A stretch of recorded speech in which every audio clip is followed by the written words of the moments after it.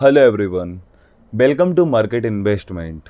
मैं हूं राहुल गुप्ता। स्वागत करूंगा आप सभी का हमारे चैनल मार्केट इन्वेस्टमेंट में। दोस्तों, आज हम बात करने वाले हैं रिलायंस कम्युनिकेशंस के स्टॉक के बारे में, यानी आरकॉम के स्टॉक के बारे में। रिलायंस कम्युनिकेशन का स्टॉक काफ़ी ज़्यादा चर्चाओं में चल रहा है और उससे ज़्यादा वॉल्यूम में चल रहा है। स्टॉक के अंदर काफ़ी ज़्यादा अपर सर्किट भी हमें देखने को मिले और काफ़ी ज़्यादा लोअर सर्किट भी हमें देखने को मिले। इसके चलते हुए स्टॉक 1 रुपये सवा रुपये की रेंज से स्टॉक 5 रुपये की रेंज पर चला गया। लेकिन लास्ट सेशन वाले दिन, लास्ट टाइम हमने जो वीडियो बनाई थी उस वीडियो में हमने बताया था कि रिलायंस के स्टॉक अभी लाइफ टाइम हाई की तरफ बहुत ज़्यादा आ चुके हैं, काफ़ी ज़्यादा अपर सर्किट के अंदर आ चुके हैं। कहीं ना कहीं इसके अंदर एक कंसोलिडेशन आना है और स्टॉक के अंदर एक बड़ी गिरावट भी हमें देखने को मिलेगी। और जैसा हमें देखने को मिला कि रिलायंस पावर के अंदर भी हमें एक बड़ी गिरावट देखने को मिली और आरकॉम के अंदर भी एक हमें बड़ी गिरावट देखने को मिली। लेकिन अब सवाल ये उठता है कि जो पीछे होना था वो तो हो गया, आगे क्या होने वाला है। तो मैं आपको बताने वाला हूँ कि रिलायंस कम्युनिकेशन के स्टॉक के अंदर आने वाले टाइम में अपर सर्किट के दौर आगे बहुत लंबे समय तक हमें देखने को मिलेंगे। ऐसा अनुमान लगाया जा रहा है कि रिलायंस कम्युनिकेशंस के अंदर हमें काफ़ी ज़्यादा प्रॉफिट भी हो सकता है। एक्सपर्ट जो एनालाइज कर रहे हैं उसके अकॉर्डिंग, एक्सपर्ट के बीच में जो अभी चर्चाएं चल रही है, न्यूज़ में जो चर्चाएं हैं उसके अकॉर्डिंग देखा जाए तो आरकॉम का स्टॉक आने वाले टाइम में हमें 7 रुपये, 8 रुपये, 10 रुपये की रेंज में भी देखने को मिल सकता है। क्या है कारण, क्या है बड़ी न्यूज़, इन सब चीज़ों के बारे में आज हम चर्चा करेंगे। आरकॉम के स्टॉक को कंप्लीट कवर करेंगे। आज का जो हमारा टॉपिक है उसे कंप्लीटली कवर हम करने वाले हैं। लेकिन आज के टॉपिक को कवर करने के पहले मैं आपको एक चीज़ बता देता हूँ। अगर आप मेरे इस चैनल पर नए हैं तो जल्दी से मेरे इस चैनल को सब्सक्राइब कर लीजिए, क्योंकि स्टॉक मार्केट से रिलेटेड कोई भी लेटेस्ट न्यूज़ होती है, कोई भी लेटेस्ट अपडेट होता है या किसी भी स्टॉक को मैं एनालाइज करता हूँ, उसकी लगातार यहाँ पर वीडियो बनाकर अपलोड करता रहता हूँ। तो अभी तक आपने ये मेरा चैनल सब्सक्राइब नहीं किया है तो जल्दी से मेरे इस चैनल को सब्सक्राइब कर लीजिए। और दोस्तों, सामने स्क्रीन पर आपको मेरा पर्सनल कॉन्टैक्ट नंबर मैंने आपको प्रोवाइड करके रखा है, आपको दिख रहा होगा। वो नंबर मैंने आपको इसलिए प्रोवाइड करके रखा है, अगर आपको स्टॉक मार्केट के अंदर किसी भी स्टॉक के बारे में इंफॉर्मेशन लेना हो, किसी भी स्टॉक का आप एनालाइज कराना चाहते हो या आप हमारे व्हाट्सएप ग्रुप में ऐड होना चाहते हो तो मुझे इस नंबर पे आप मुझे कॉल भी कर सकते हैं, या ये नंबर मेरा व्हाट्सएप नंबर है तो आप इस नंबर पर मुझे मैसेज भी कर सकते हैं। मैं आपके मैसेज की जल्दी से जल्दी रिप्लाई करने की पूरी कोशिश करूँगा। चलिए दोस्तों, फिर शुरू करते हैं आज का जो हमारा मेन टॉपिक है रिलायंस कम्युनिकेशंस का। रिलायंस कम्युनिकेशन का स्टॉक अभी रिसेंट में जो इसकी लास्ट क्लोजिंग प्राइस रही है वो 3 रुपये 20 पैसे रही है। इस स्टॉक के अंदर हमें लगभग 0.15 पैसे की बढ़त देखने को मिली है, जो कि 5% की होती है। यानी स्टॉक के अंदर कल के सेशन वाले दिन भी 5% का अपर सर्किट हमें देखने को मिला। लेकिन इस स्टॉक के अंदर हमें एक लोअर सर्किट भी देखने को मिला। अगर प्रीवियस क्लोजिंग की बात की जाए तो 3 रुपये 5 पैसे की प्रीवियस क्लोजिंग थी। लोअर सर्किट के साथ ये स्टॉक ओपन हुआ था 2 रुपये 90 पैसे की रेंज पर। अगर इसके डे के लो की बात करें तो लोअर सर्किट ही इसका डे का लो था 2 रुपये 90 पैसे। अगर डे के हाई की बात की जाए तो डे का हाई इसका 3 रुपये 20 पैसे था, जो कि इसकी लास्ट क्लोजिंग प्राइस रही है। 5% का हमें इसके अंदर अपर सर्किट देखने को मिला। अगर वॉल्यूम की बात की जाए तो लगभग 23,48,68,507 स्टॉक के अंदर हमें ट्रेड होती हुई दिखी है। यानी ट्रेड क्वांटिटी की बात की जाए, वॉल्यूम की बात की जाए तो वॉल्यूम तो काफ़ी अच्छा इस स्टॉक के अंदर हमें देखने को मिला। लेकिन अगर मैं आपको बताना चाहूँ अगर मैं इसकी डिलीवरी ट्रेड की बात की जाए तो लगभग 8,57,75,429 स्टॉक निवेशक इसे खरीदकर अपने घर की तरफ लेकर चले गए। डिलीवरी रेशो की बात करूँ तो लगभग 36 से 37% का हमें डिलीवरी रेशो देखने को मिला। डिलीवरी रेशो काफ़ी अच्छा है, लेकिन अगर डिलीवरी क्वांटिटी की बात की जाए तो वो तो काफ़ी ज़्यादा अच्छी हमें देखने को मिली है। वॉल्यूम की बात किया तो वॉल्यूम कल की डेट में स्टॉक मार्केट के अंदर मोस्ट वॉल्यूम के साथ ये स्टॉक ट्रेड कर रहा था। अगर बीएससी की साइड पे लेकर जाते हो, अगर मैं ट्रेड क्वांटिटी की बात करूँ तो लगभग 10,80,09,875 स्टॉक के अंदर हमें ट्रेड होती हुई दिखी है। यानी 23 करोड़ ट्रेड वॉल्यूम वहाँ था, 10 करोड़ का यहाँ पर है, तो लगभग 34 करोड़ के आसपास का हमें ट्रेड वॉल्यूम इसके अंदर देखने को मिला। बीएससी पर देखा जाए तो लगभग 5,33,20,170 स्टॉक निवेशक खरीदकर इसे अपने घर की तरफ लेकर चले गए। लगभग 50% का डिलीवरी रेशो हमें इस स्टॉक के अंदर देखने को मिला। तो वॉल्यूम काफ़ी अच्छा था, डिलीवरी रेशो काफ़ी अच्छा है। एंड जब हमेशा मैं आपको बताता हूँ, जब भी आप एनएससी की साइट पर जाते हैं, हम वहाँ पे साइड में मेंशन किया हुआ रहता है कि किसी भी स्टॉक के अंदर जब डिलीवरी रेशो अच्छा निकल कर आने लगता है तो उस स्टॉक के अंदर हमें ग्रोथ ज़्यादा से ज़्यादा और जल्दी देखने को मिलती है। निवेशक उम्मीद करते हैं कि इस स्टॉक के अंदर काफ़ी ज़्यादा उतार चढ़ाव हमें देखने को मिल सकते हैं। पिछले 10 से 12 दिन के सेशन की बात किया तो लास्ट 10 से 12 सेशन की बात की जाए तो आरकॉम के अंदर हमें लगभग 100% का भी डिलीवरी रेशो देखने को मिल गया, 50% का भी देखने को मिल गया, यानी कुल मिलाकर डिलीवरी रेशो काफ़ी अच्छा देखने को मिल गया।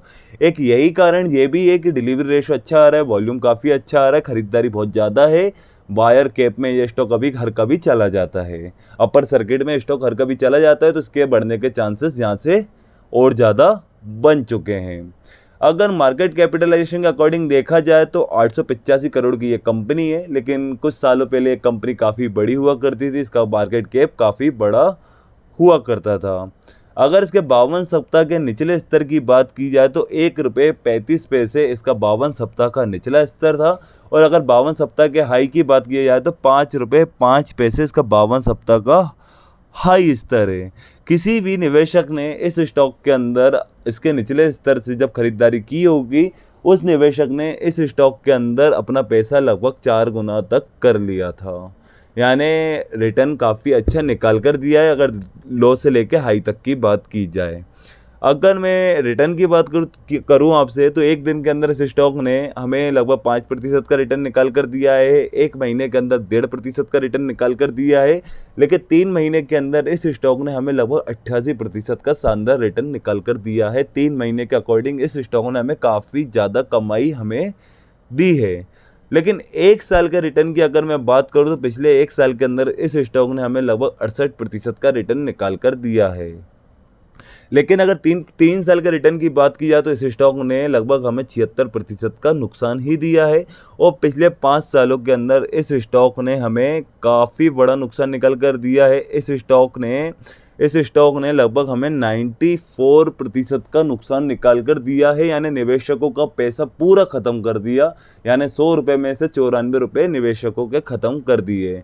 अगर आज से 4 साल पहले इस स्टॉक के अंदर देखा जाए तो ये स्टॉक लगभग 4 साल पहले 5 साल पहले ये स्टॉक लगभग 50 रुपये की रेंज के आसपास सब्सटेंस करता था, और इसके अंदर इतनी बड़ी गिरावट देखने को मिली, कंपनी के अंदर इतना कर्जा हमें देखने को मिला, कंपनी के अंदर बड़े बड़े नुकसान हमें देखने को मिले। उस नुकसान के चलते हुए ये स्टॉक 50 रुपये से लेकर 50 पैसे की रेंज तक आ गया था गिरकर, लेकिन स्टॉक ने वापस थोड़ी सी रिकवरी दिखाई है, रिकवरी के असर हमें दिखाए हैं। अब कारण क्या है, कारण मैं आपको बताना चाहता हूँ। कंपनी लगातार अपना जो कर्ज है, अपने आप को कर्ज से बाहर कर रही है, अपनी कंपनी को कर्ज मुक्त करने का पूरा प्रयत्न कर रही है। तो इनका जो कर्ज मुक्त करने का जो प्रयास है, उस प्रयास को चलते हुए इस स्टॉक के अंदर हमें थोड़ी सी रिकवरी देखने को मिल रही है। अगर मैं आपसे बात करूं, आपको बैलेंस शीट पर लेकर चलता हूं, 2010 से लेकर 2021 तक की बैलेंस शीट आपके सामने स्क्रीन पर दिख रही है।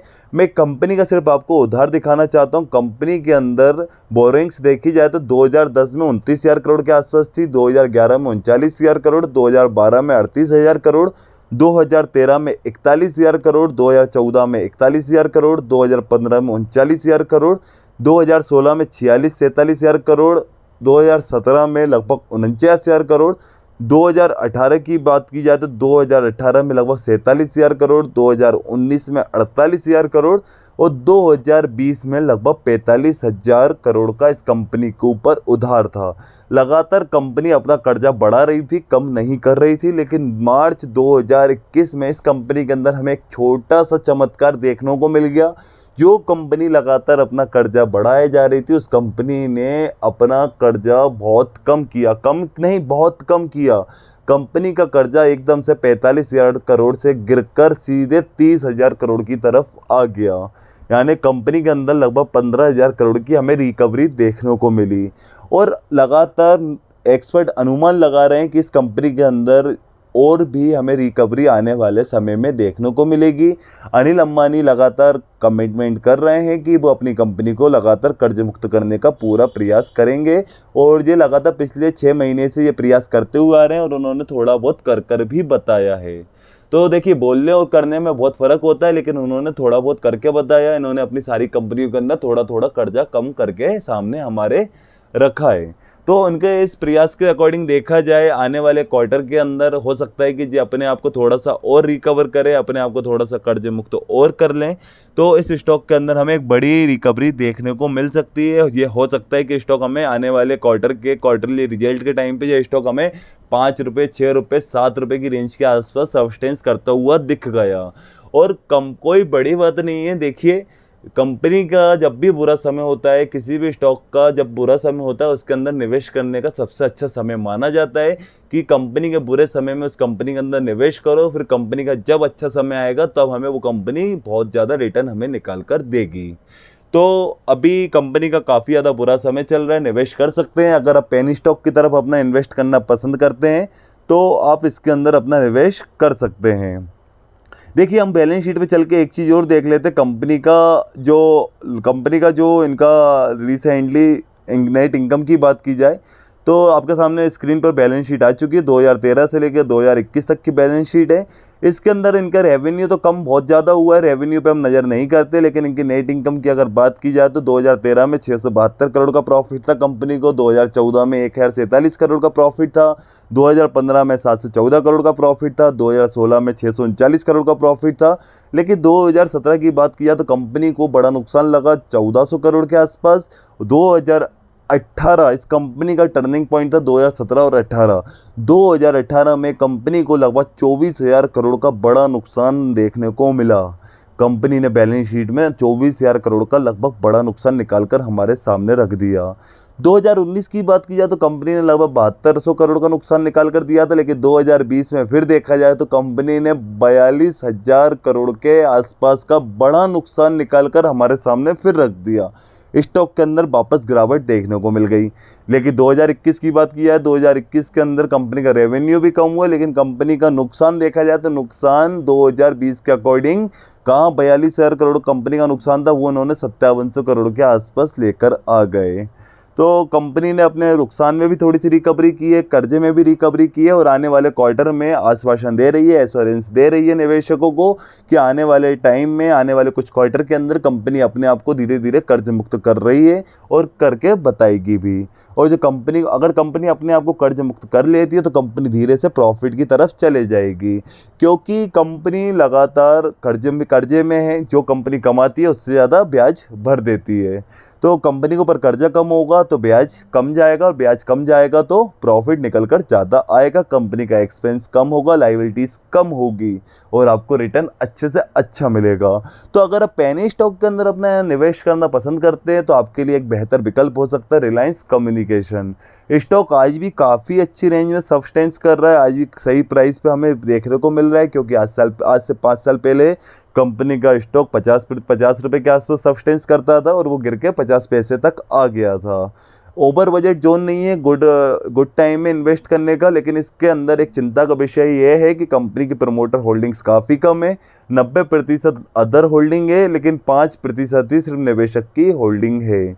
50% के अंदर नीचे जब भी निवेशक की होल्डिंग होती है वो स्टॉक मुझे बिल्कुल पसंद नहीं है। लेकिन कंपनी काफ़ी ज़्यादा कर्जे में है तो प्रमोटर होल्डिंग कम होना स्वाभाविक बात है, तो इसमें इतनी ज़्यादा घबराने की ज़रूरत नहीं है।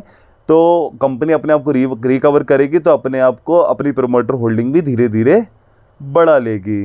तो कंपनी के अंदर लगातार जो इनके वीक पॉइंट है वो आपके सामने रखे हुए हैं। प्रमोटर होल्डिंग काफ़ी कम है, एंड कंपनी की सेल्स ग्रोथ में लगातार गिरावट आई है। कंपनी के ऊपर लायबिलिटीज़ काफ़ी ज़्यादा हैं, कंपनी के अंदर उधार काफ़ी ज़्यादा है, एंड लगातार प्रमोटर अपनी होल्डिंग कम कर रहे हैं। लेकिन अच्छी बात यह है कि कंपनी लगातार अपना कर्जा जो आ चुका था वो कम कर रही है और आगे कर्ज कम करने का आश्वासन हमें देती हुई जा रही है। और जैसा कि वो बोल रही है, अगर ऐसा कंप्लीटली होता है तो स्टॉक का प्राइस वापस हमें अच्छे प्राइस पर देखने को मिलेगा। पेनी स्टॉक के हिसाब से देखा जाए तो इसके अंदर आप निवेश कर सकते हैं।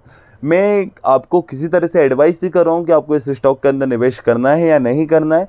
मैं किसी भी स्टॉक के अंदर अपना इन्वेस्ट करता हूँ तो इस स्टॉक को कंप्लीटली एनालाइज करता हूँ। जो भी एनालाइज करता हूँ वो आप लोगों के सामने पेश कर देता हूँ। अगर आप भी इस स्टॉक के अंदर अपना इन्वेस्टमेंट करना चाहते हैं तो आप भी इस स्टॉक को कंप्लीटली एनालाइज करें, उसके बाद इस स्टॉक के अंदर अपना इन्वेस्ट करें। दोस्तों ये बात तो हो गई रिलायंस कम्युनिकेशंस के स्टॉक के बारे में। दोस्तों अगर आप स्टॉक मार्केट के अंदर नए हैं, अभी तक आपके पास खुद का डीमेट अकाउंट नहीं है, अगर आप अपना डीमेट अकाउंट ओपन कराना चाहते हैं तो मैं आपके लिए यहाँ पर लेकर आया हूँ एंजल ब्रोकिंग का डीमेट अकाउंट। एंजल ब्रोकिंग हमारे इंडिया की one of the best brokerage firm में से एक है। इसका अकाउंट अभी टोटल फ्री में ओपन हो रहा है। अकाउंट ओपन करने का कोई पैसा लेती नहीं है। कंपनी के एप्लीकेशन के अंदर काफ़ी ज़्यादा ट्रांसपेरेंसी है। फुल सर्विस ब्रोकर है, डिस्काउंटेड ब्रोकर है, डिलीवरी का 0 चार्ज करता है, इंट्राडे का 20 रुपये लेता है आपसे। काफ़ी अच्छी लेवरेज प्रोवाइड करता है। इंट्राडे में 6 से 7 गुना आपको मार्जिन देता है। होल्डिंग्स के लिए काफ़ी अच्छा मार्जिन देता है। 3 से 4 गुना का होल्डिंग्स के लिए आपको मार्जिन देता है। अगर आप एंजल ब्रोकिंग के अंदर अपना डीमेट अकाउंट ओपन कराना चाहते हैं तो नीचे डिस्क्रिप्शन बॉक्स में अकाउंट ओपन की लिंक मैंने आपको प्रोवाइड करके रखी है। उस लिंक पर क्लिक करके आप अपना डीमेट अकाउंट आसानी से ओपन कर सकते हैं। दोस्तों अगर आपको अकाउंट ओपन करने में किसी भी तरह की कोई प्रॉब्लम होती है, कोई परेशानी आती है, या आप स्टॉक मार्केट से रिलेटेड आपके माइंड में कोई क्वेश्चन है, किसी स्टॉक के बारे में आप जानकारी लेना चाहते हो, तो सामने स्क्रीन पर आपको मेरा पर्सनल कॉन्टैक्ट नंबर दिख रहा होगा। उस नंबर पर आप मुझे कॉल भी कर सकते हैं, मैसेज भी कर सकते हैं। दोस्तों अगर आप मेरे साथ व्हाट्सएप ग्रुप में ऐड होना चाहते हो तो आप मुझे इस नंबर पे मैसेज कर सकते हैं, मैं आपको अब अपने व्हाट्सएप ग्रुप में ऐड कर लूँगा। दोस्तों अगर आप मेरे साथ जुड़कर रहना चाहते हो तो मेरे इस चैनल को आप सब्सक्राइब कर लीजिए। दोस्तों अगर आपको ये मेरी वीडियो अच्छी लगी तो मेरी इस वीडियो को आप लाइक करना एंड अंत तक मेरे साथ इस वीडियो में बने रहने के लिए आप सभी को मेरा दिल से धन्यवाद।